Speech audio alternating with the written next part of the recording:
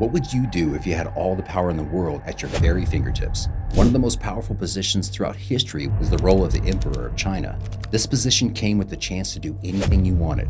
Many used that power for good, trying to make the world a better place, but for some, it all became too much, and soon they learned to abuse that power. Many of these rulers have become infamous throughout history, and for all the wrong reasons. What you're about to witness are the cruelest acts of any leader in history as we explore the most brutal punishments sadistic Chinese emperors gave. Qin Shi Huang, the first Chinese monarch to adapt the title of emperor in 221 BCE. He led a lavish lifestyle and could often rule by fear. The position itself would become highly respected in China, so much that there was always an emperor in power for over 2,000 years. Emperors worked and lived in the Forbidden City, set in the heart of Beijing. Life in the Forbidden City was full of ceremonies and traditions, but that came with isolation and a lot of power. Emperors were seen on a divine level, carrying out the will of the gods, while behind the scenes they were under constant threat from rebellion within their own ranks. To become China's greatest leader meant being born into the role or rising through the ranks of the government or military. There were even emperors crowned after successfully overthrowing the sitting emperor, leading to the establishment of a whole new dynasty. Emperors would spend their days dealing with politics and receiving reports from their ministers, as well as seeing members of their entourage performing religious ceremonies and greeting foreign dignitaries. But the role of the emperor was also fraught with dangers, rebellions, assassination attempts, and coups. Trust was a major issue, and loyalty was hard to come by, with emperors always looking over their shoulder, leading to a life of paranoia and isolation. Some coped with the pressure, but others cracked. And when they cracked, the unimaginable happened, leading to suffering and pain for many who served below them.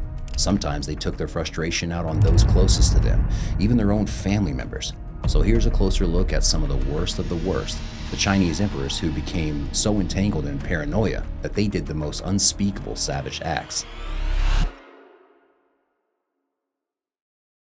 Gao Yang. We start with Gao Yang, one of the most infamous of them all. His reign was from 529 to 559. And he was about as violent of a life as anyone could imagine.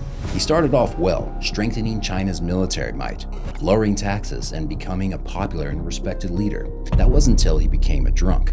As he entered the later part of his life, the alcohol abuse became worse, and so did his crazy antics. Sima Guoang wrote about Gao's behavior in Zizi Tongjian, which was the first comprehensive, chronologically organized history of China. Sima tells us that Gao drank heavily and lived immorality, carrying out cruel and barbarous acts at his own whim. Sometimes he sang and danced at night. Sometimes he spread his hair and wore barbarian clothing with colorful sashes. Sometimes he bared his body and put on makeup. Sometimes he rode donkeys, cows, camels, or elephants without using saddles. Sometimes he ordered Kuiti Shu or Liu Teoshi to carry him and a large drum to allow him to beat the drums.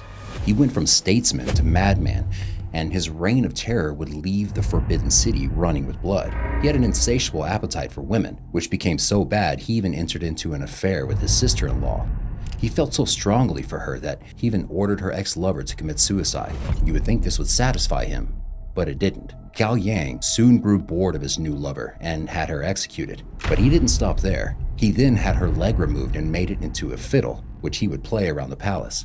But even worse, he had her head removed as well and would show it off to his entourage. His lust for pain and suffering would reach new levels, and he was even provided with an unlimited number of prisoners which he could do with as he pleased. As bad as Yang was, he was nowhere near the most evil or imaginative when it came to punishment as this next emperor. Sun Hao. Sun Hao ruled from 242 to 284, an impressive stretch for someone so reportedly bad at his job.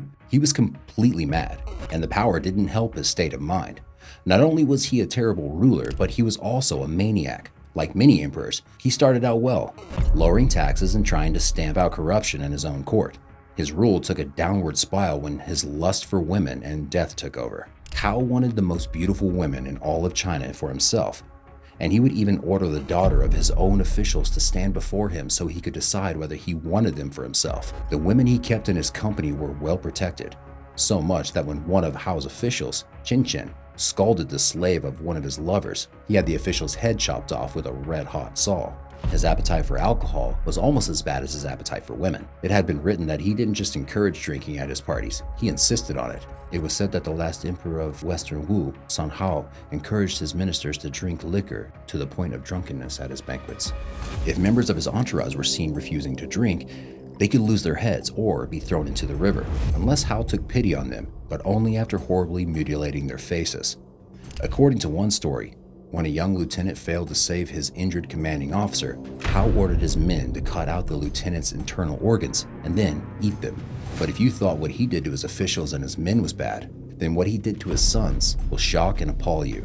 When his two sons started a vicious rivalry with each other, he ordered one of them to kill himself and exile the other to a faraway province. That leads us to one of the most paranoid of the ancient rulers of China, Lu Zai. His reign started in 364 and only lasted 1 year. Zai was so insecure about his leadership that the legacy of his murderous tendencies still lives on today. Most of his anger would be directed at his own family, especially those who were a direct threat to his leadership, such as his brother. He forced his own brother and rival for leadership to commit suicide and then slaughter his own heirs in an effort to cling to power. Then he killed all those who were loyal to his predecessor. He had a twisted view of his own flesh and blood, even forcing his own aunt to please him before killing his uncle. And then, maybe as a warning to others, or maybe as a trophy, he kept the eyes of his uncle and stored them in honey as a sick memento. He was assassinated a short time later, bringing an end to his short but bloody rule. King Zhou. Some of the most ruthless leaders also had impeccable taste, such as King Zhou. He had the most intricate of royal gardens, allowing him and his friends to dine on the finest of food and drink. But his love of wine was so excessive that he began to engage in barbaric practices just to pass the time. He would choose victims at random and even have them beaten to death while he watched. But his other punishments are beyond comprehension and understanding. One of them he called the punishment of burning flesh. And yes, it was as terrifying as it sounds. He would make prisoners, officials, and even his own family hug a hollow bronze cylinder, and then the inside would be heated with scalding hot charcoal, leading to a slow and agonizing death. This was one of many imaginative methods of torture that Zhou enjoyed. When angered, he would commit his worst atrocities. When his own uncle criticized him, he had him held down and opened his chest. If ancient history is to be believed, he did it to see whether a wine man's heart was as big as his words. Many say he was the craziest of all the leaders. His love of biology brought many painful medical experiments and unnecessary operations. He would have his subjects dissected, following his own curiosity of trying to discover if people from different walks of life would have different biology. It's claimed he cut the legs off a farmer just to see if his anatomy was different from another man. He opened up the bellies of pregnant women and those who had high intelligence, committing the worst acts of torture, all in the name of discovery. Wu Zetian. And that brings us to perhaps the worst, most sadistic, and only female emperor of China, Wu Zetian. Her cruelty more than matched her male counterparts, and her 15-year reign from 690 to 705 proved to be one of the most sadistic.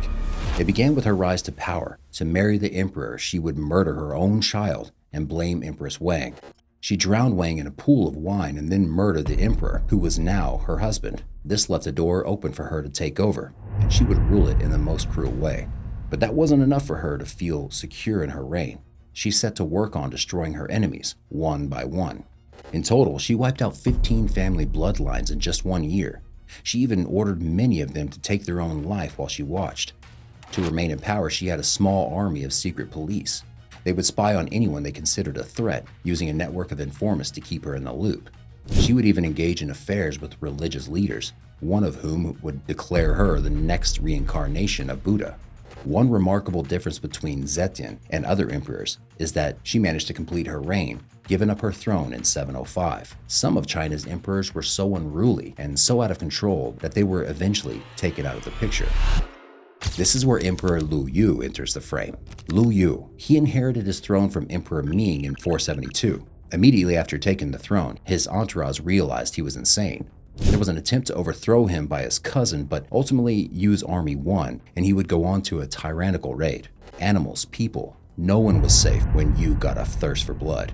He would leave the palace at any time, day or night, to satisfy his appetite for murder. And this became a huge problem for everyone in the Forbidden City, who was now living in fear of his every move.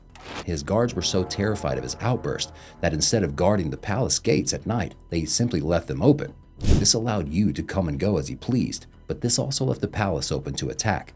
And there were others in the kingdom who disapproved of such negligence.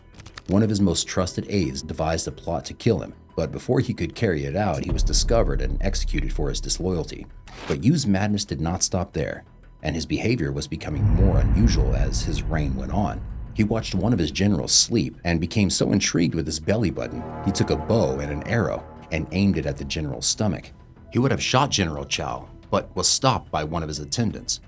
Moments like this show the sheer madness that was consuming the emperor. General Chao concocted a scheme to dispose of his leader, and with the help of some of Yu's staff, he was able to have Yu's head cut off, bringing an end to his turbulent rule. It's said that in ancient times we lived in a less civilized world, but the next emperor is one from a more recent time, and maybe even the most evil emperor of all. Mao Zedong. His legacy is one full of pain and suffering. In total, it's estimated that over 65 million Chinese people were killed while Zedong was in power during the Chinese Revolution. He had one plan: to create a new China, and he would wipe out anyone who stood in his way. He despised education, believing anyone of intellect to be a direct threat and one that needed eradicating. He openly bragged about killing more scholars than any other leader before him. He was also the reason for the worst famine in all of recorded history.